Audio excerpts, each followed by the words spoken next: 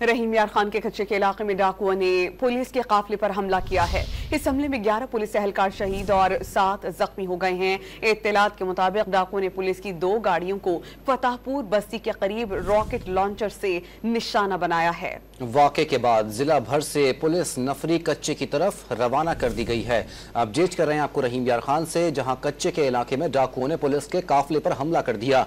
हमले में 11 पुलिस एहलकार शहीद और 7 जख्मी हो गए। इत्तलात के मुताबिक डाकुओं ने पुलिस की 2 गाड़ियों को फतेहपुर बस्ती के करीब रॉकेट लॉन्चरों से निशाना बनाया।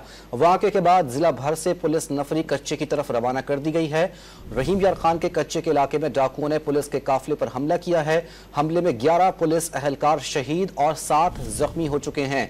इत्तलात के मुताबिक डाकुओं ने पुलिस की 2 गाड़ियों को फतेहपुर बस्ती के करीब रॉकेट लॉन्चरों से निशाना बनाया। वाक़े के बाद जिला भर से पुलिस नफरी कच्चे की तरफ रवाना कर दी गई है। डाकुओं ने पुलिस गाड़ी को रॉकेट लॉन्चर से निशाना बनाया है, जिसमें 11 पुलिस एहलकार शहीद और 7 जख्मी हो चुके हैं। ये इंतहाई इब्तिदाई मालूमात है जिससे डॉन न्यूज मुत्तला कर रहा है। आपको हम कोशिश करेंगे अपने नुमाइंदे से राब्ता बहाल करें और इस खबर की तफसील उनसे जानकर आपको इस हवाले से अपडेटेड रखें। रहीम यार खान के कच्चे के इलाके में डाकुओं ने पुलिस के काफिले पर हमला किया है। इस पर हम बात करेंगे डॉन न्यूज के रिपोर्टर जावेद अब्बास चौधरी से। जावेद, बताइएगा ये हमला कब किया गया और इस तमाम तर सूरत हाल पर काबू पाने के लिए अब क्या हिकमत अपनाई जा रही है? जी बिल्कुल, ये रहीम यार खान के इलाका कच्चा माचका में जो पुलिस की 2 गाड़ियां थी, वो उसके जो एहलकार थे उनमें 20 से ज्यादा एहलकार सवार थे जो छुट्टी के लिए जो है वो वापस जा रहे थे। उन पर गाड़ियों पर जो है वो रॉकेट लॉन्चर जो है वो डाकुओं की तरफ से मारे गए, जिससे अब तक की इतलात के मुताबिक जो है वो 11 पुलिस एहलकार जो है वो शहीद हो चुके हैं, जबकि 7 जो है वो जख्मी हैं।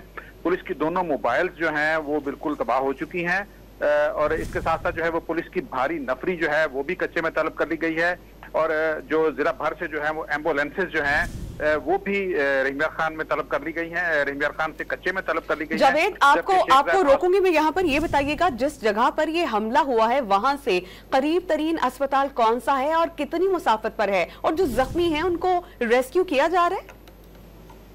जी बिल्कुल, एम्बुलेंसेज रहीम यार खान से तलब की गई हैं। बारिश का पानी होने की वजह से रास्ते खराब हैं और ये कच्चे का इलाका है। रेस्क्यू ऑपरेशन में मुश्किलात का सामना है, रात का वक्त भी है, लेकिन ये जो है पुलिस की भारी नफरी और एम्बुलेंसेज जो है वो कच्चे की तरफ रवाना कर दी गई हैं।